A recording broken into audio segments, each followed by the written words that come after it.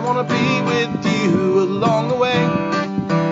Nothing else will do. So welcome back to EveryDay. Sarah and I have been talking about the joy of journaling and how you can use a journal to help you, and it can be a life coach. It can be a lifeline of correction in your life. And this week we're talking about 10 tips that are going to make journaling more fun, more exciting, and keep you on that path of using a journal in your life. And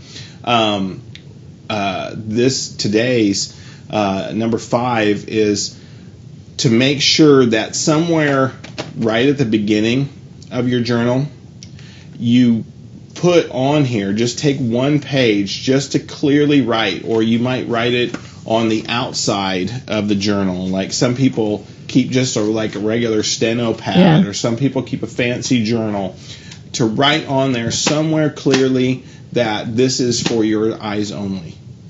This is not to be read by anybody else unless you allow someone else to read it.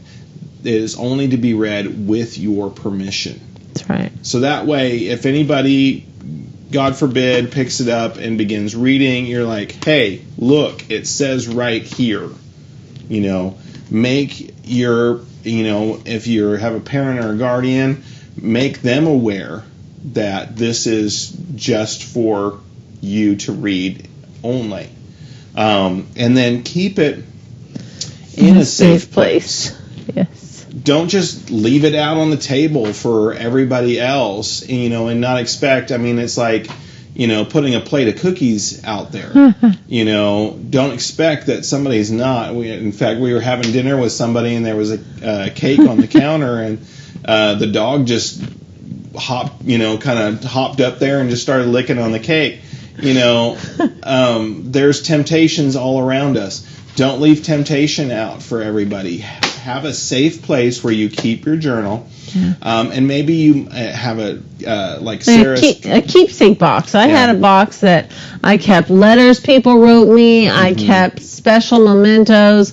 If somebody prayed for me or had a certain word and they'd written it down, I kept it in there. And then I kept my journal in that box as well. Over the years, we have a big old 12 by 12 box of stuff from kids that they've given us or whatever, and it's, those things that you keep close to your heart, know.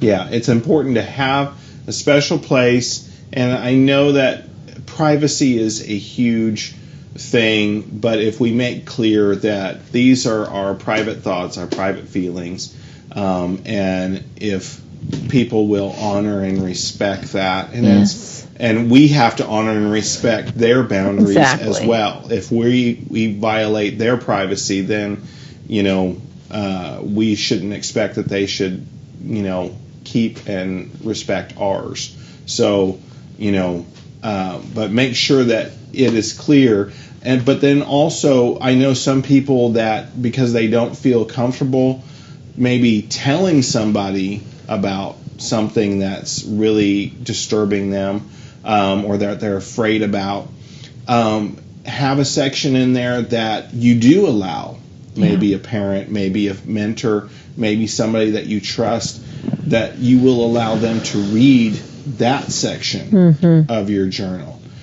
Because there are things that if we continue to deal with those fears and worries. There was a period of my life where I had thoughts of suicide, and I didn't know how to express them to anyone else.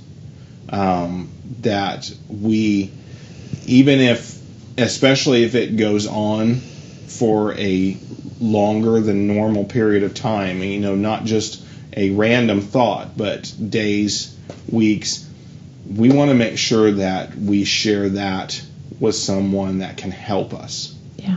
We don't want to wrestle with those feelings alone.